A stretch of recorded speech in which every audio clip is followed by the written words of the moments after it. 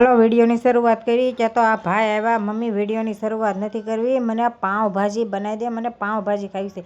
પછી તો આપણે તૈયાર કર્યું, બધું સુધારી નાખ્યું ને પછી બાફા મૂકી દીધી ભાજી. આ બધું બફાય કે આપણે બધું કટિંગ કરવાનું છે. અરે ઝીણી ઝીણી ભાજીમાં વઘાર કરવા જોઈએ એટલે ઝીણી ઝીણી કટિંગ કરવાનું હોય. પછી તો મૂકી દીધો પાઉંભાજીનો મસાલો. અરે મસાલા વગર સ્વાદ ન આવે. પછી તો આપણે જો આ મસાલો લઈ લીધો છે ને આ બધું આજે આપણે કટિંગ કરવાનું તો બાકી બધી ભાજીનો મસાલો થઈ ગયો રેડી. અરે એને સૂંધી નાખ્યું. પછી તો છે ને આપણે ગરમ તેલ મૂકી દીધું. અરે આદુ લસણ નાખી દીધું.